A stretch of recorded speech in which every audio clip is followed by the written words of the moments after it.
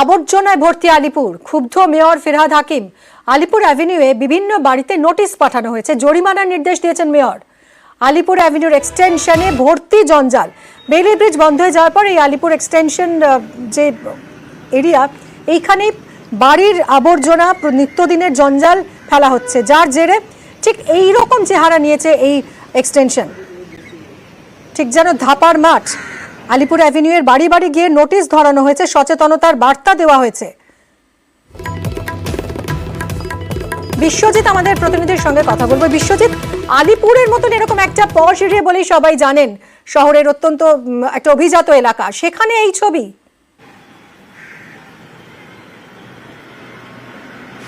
একদমই, আলিপুর বলেই আরও খবরের শিরোনামে, কারণ আলিপুরেই আবর্জনা যেন ধাপার মাঠে যেরকম লোকে নোংরা ফেলে দেয়, ঠিক সেভাবেই এই এক্সটেনশন, যে আলিপুর এভিনিউর যে এক্সটেনশন পার্ট, এটি বেইলি ব্রিজ, যখন মাঝেরহাট ব্রিজ ভেঙে যায় ঠিক সেই সময় বেইলি ব্রিজ করা হয়। এই যে রেল লাইন রয়েছে সেখানে বেইলি ব্রিজ করা হয় দুটো বেহালা যাওয়ার জন্য, যে সংযোগ, সেই কারণে। এবং এই বেইলি ব্রিজ বন্ধ হয়ে যাওয়ার পর, মাঝেরহাট ব্রিজ নতুন হয়ে যাওয়ার পর বেইলি ব্রিজ বন্ধ হয়ে যায়, কিন্তু এক্সটেনশন যে পার্ট, সেই পার্টটা রয়ে গেছে এবং সেখানেই এভাবেই আবর্জনা ফেলে দিচ্ছেন এলাকার বাসিন্দা থেকে শুরু করে পথ চলতি মানুষ। অর্থাৎ এই যে আবর্জনা একদিনে হয়নি, জড়ো হয়নি, প্রতিদিনই কলকাতা পুরসভার পক্ষ থেকে প্রতিদিন সেখান থেকে আবর্জনা তোলা হচ্ছে, কিন্তু এমনভাবে আবর্জনা ফেলা হচ্ছে যে কলকাতা পুরসভার পক্ষেও সেই আবর্জনা কার্যত সেখানে একটি কম্প্যাক্টার স্টেশন তৈরির জন্য বাসিন্দারা বলছেন যে কম্প্যাক্টার স্টেশন না তৈরি করলে সেখানে এই এত আবর্জনা ফেলা হচ্ছে। এবং স্বাভাবিকভাবেই প্রতিদিন বাড়িতে গাড়ি যাচ্ছে, প্রতিদিন বাঁশি বাজিয়ে সেখানে ময়লা সংগ্রহ করা হচ্ছে, তারপরেও সেখানকার বাসিন্দারা সচেতন নন। কলকাতা পুরসভার 74 নম্বর ওয়ার্ড, 74 নম্বর ওয়ার্ডে আলিপুরে বিভিন্ন পস এরিয়া রয়েছে, আলিপুরে বিভিন্ন বহুতল রয়েছে, আর এই সমস্ত জায়গা থেকেই যেহেতু কাছেই এই আবর্জনার জায়গা হয়ে গেছে, এখন কার্যত বলা যায় যে আলিপুর এভিনিউয়ের যে এক্সটেনশন পার্ট বেইলি ব্রিজের ঠিক আগের অংশ, সেখানেই এভাবে আবর্জনা স্তূপ হচ্ছে। মেয়র ফিরহাদ হাকিমের কাছেও খবর পৌঁছেছে এবং তিনি যথেষ্ট ক্ষুব্ধ। তিনি সচেতনতার জন্য বলেছিলেন এবং সেই মতো কলকাতা পুরসভার জঞ্জাল সাফাই বিভাগ তারা বাড়ি বাড়ি গিয়ে নোটিশ ধরিয়েছে, সচেতনতার বার্তা দিয়েছে, কিন্তু তাতেও হুঁশ ফেরেনি। তাই ক্ষুব্ধ মেয়র বলেছেন যে এবার সেখানে ফাইন করা, অর্থাৎ জরিমানা করার নির্দেশ দিয়েছেন। অর্থাৎ এই এলাকায় মানুষকে বারবার সচেতনতা করা হয়েছে, কিন্তু সচেতনতার পরেও যখন একই ধরনের ঘটনা ঘটছে, তাই সেখানে এবার জরিমানা, অর্থাৎ এভাবে ময়লা যেখানে সেখানে ফেললে বা এই এক্সটেনশন রোডে, অর্থাৎ আলিপুর এভিনিউয়ের যে এক্সটেনশন পার্ট, সেখানে যদি এভাবে কেউ ময়লা ফেলেন, দেখতে পেলেই তাকে জরিমানা করা হবে, এমনটাই ক্ষুব্ধ মেয়র জানিয়েছেন। এবং পাশাপাশি কলকাতা বন্দরের যেহেতু জায়গা, তাই বন্দর কর্তৃপক্ষকেও জানানো হয়েছে, যদিও বন্দর কর্তৃপক্ষ বিষয়টি খোঁজখবর নিয়ে জানাবেন বলে জানিয়েছেন, কিন্তু এই এলাকাটা যেহেতু বন্দর এলাকা, তাই সেখানে কোনো কনস্ট্রাকশন বা সেখানে কোনো কাজ করতে গেলে সেই বন্দরের অনুমতি লাগে কলকাতা পুরসভা। তাই এই এলাকার মানুষ যদি এই জায়গাটা নোংরা করে থাকেন, সেটা নিঃসন্দেহে কাম্য নয়, কিন্তু পুরসভার সাফাই কর্মীরা তারাও তো এই জায়গাটা তো পরিষ্কার করতে পারেন। মানে এইভাবে দিনের পর দিন জমছে কেন নোংরা? বর্ষা আসছে, এরপর তো নানা রকম রোগের প্রাদুর্ভাব হবে, মশা জন্মাবে। একদমই কলকাতা পুরসভার যে জঞ্জাল সাফাই বিভাগ, তারা প্রতিদিনই যেভাবে বাড়ি বাড়ি যান এবং যে এলাকা থেকে জঞ্জাল তুলে নিয়ে যান, সেগুলো তারা কাজ করছেন, কিন্তু যেভাবে এই ময়লা বাড়ির মানে নোংরা আসবাবপত্র থেকে শুরু করে বিভিন্ন জিনিস, অব্যবহৃত বিভিন্ন জিনিস সেখানে ফেলে যাওয়া হচ্ছে, অর্থাৎ প্রতিদিনই সেখানে কার্যত একটি ভ্যাটে যে ধরনের ময়লা হয় সেই ধরনের, অর্থাৎ দেখা যাক যে এই ফাইন শাস্তি দেওয়ার পর কতটা শুধরান এখানকার বাসিন্দারা এবং এই এলাকা কতটা পরিষ্কার রাখেন তারা। আমি আলিপুরেও দেখছি বিভিন্ন বহুতল বা কমপ্লেক্স থেকে কন্ট্রাক্টররা নিয়ে গিয়ে রাস্তার একটা ধারে ফেলে দিচ্ছে। আলিপুর এভিনিউ এক্সটেনশন ওয়েস্ট, ওখানে আগে আমাদের যখন মাঝেরহাট ব্রিজ ভেঙে গেছিল, ওখানে আমরা বেইলি ব্রিজ করেছিলাম। ওই জায়গাটায় এখন নোংরা ফেলার আবর্জনার একটা হয়ে গেছে। সবাই বিভিন্ন ফ্ল্যাট থেকে আবর্জনা, ওরা নিজেদের দোষ নেই, যারা কন্ট্রাক্টর নিয়ে ওখানে পেয়েছে। কেন আমার যেখানে কম্প্যাক্টের সেখানে ফেলো, রাস্তাঘাটে এরকমভাবে ফেলবে না।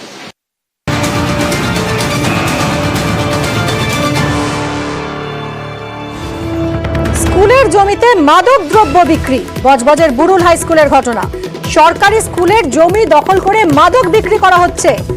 বজবজ 2 নম্বর ব্লকের বুরুলে পঞ্চায়েত এবং পুলিশ ফাঁড়ির একেবারে ঢিলছড়া দূরত্বে এই সরকারি স্কুল। সেই সরকারি স্কুলের জমি দখল করেই মাদক দ্রব্য বিক্রির অভিযোগ। ছাত্রী এবং শিক্ষিকাদের উদ্দেশ্যে কুকথার অভিযোগ এবং এই ঘটনার প্রতিবাদ করায় প্রধান শিক্ষকের উপর বাঁশ লাঠি নিয়ে চড়াও।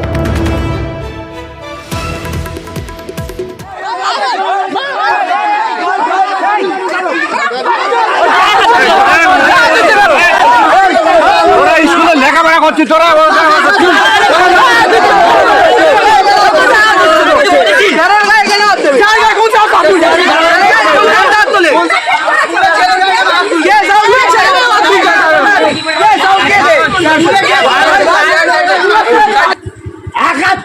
এক চোর মেরে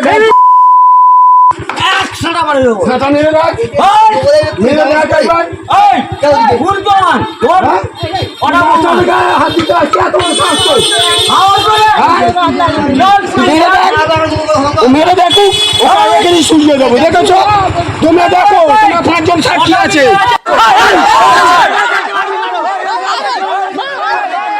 সরকারি স্কুলের জমি দখল করে মাদকদ্রব্য বিক্রির অভিযোগ এবং এর প্রতিবাদ করা স্কুলের প্রধান শিক্ষকের উপর রীতিমতো চড়াও হয় মাদক ব্যবসায়ী।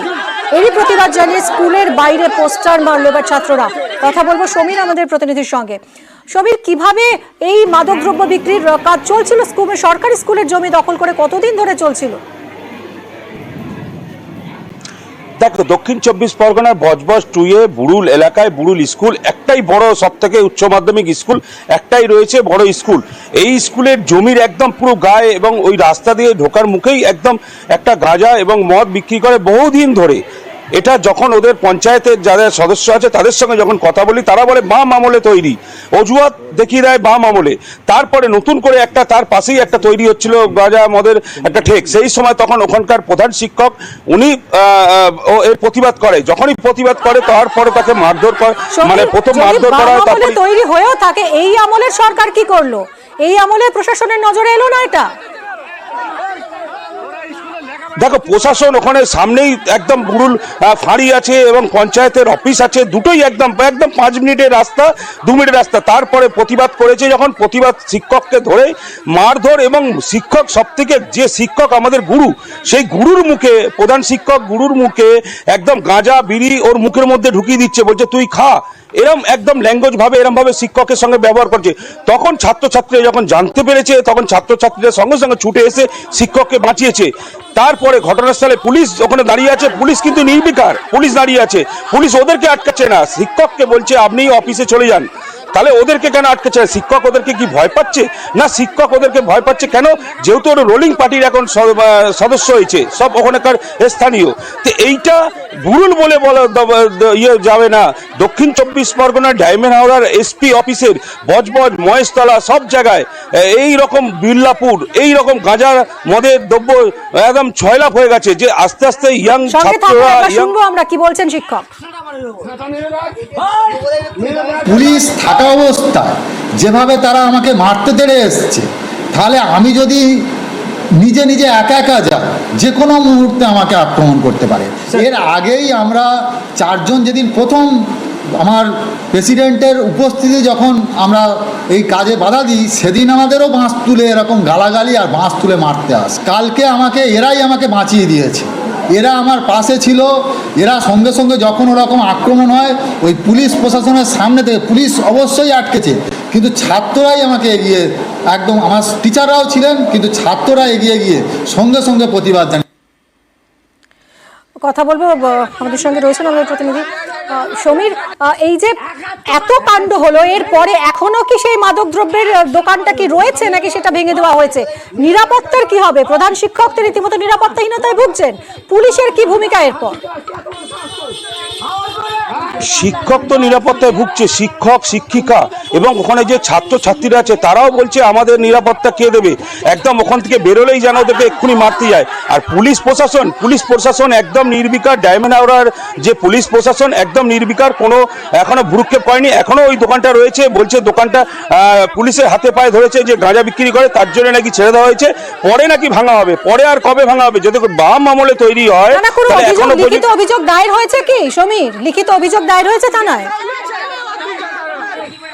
একদম স্কুল থেকে লিখিতভাবে যে থানায় জমা দিয়েছে এবং পুলিশ যেখানে যেখানে শিক্ষকদের জমা দেওয়ার কথা সব জায়গায় জমা দিয়েছে, তারপরেও এখনো পর্যন্ত কোনো সুরা হয়নি। এখনো পর্যন্ত কোনো স্কুল ভাঙা, মানে স্কুলের সামনে যে দোকানটা রয়েছে সেই দোকানটাও ভাঙা হয়নি। তাহলে স্কুলের জমির ওপরে দোকান দখল করে যদি এরকম গাঁজা বিক্রি হয়, মদ বিক্রি হয়, তাহলে সাধারণ মানুষ যাবে কোথায়? শিক্ষক প্রতিবাদ করলেই তার জুটবে মার। এই দক্ষিণ 24 পরগনা ডায়মন্ড হাওড়া জুড়েই চলছে এই দ্রব্য বিক্রির একদম চলছে। কি বলছেন পঞ্চায়েতের উপপ্রধান, শুনবো। বুরুল হাই স্কুলের সামনে যে দোকানটা এখন পর্যন্ত দেখা যাচ্ছে, ওটা আজকে প্রায় 30 থেকে 35 বছর আগে সিপিএমের আমলে করেছিল। কাদের ইন্ধনে কারা বা করেছিল, কে কীভাবে করেছে আমরা জানিনি। আমরা গিয়ে ওখানে পুলিশ থাকায় ভাঙচুর শুরু হয়েছে। তার সঙ্গে স্কুলের ছেলেরা কিছু এসে হাত লাগিয়েছিল, কিন্তু বড়বাবু তাদের হাত দিতে দেয়নি।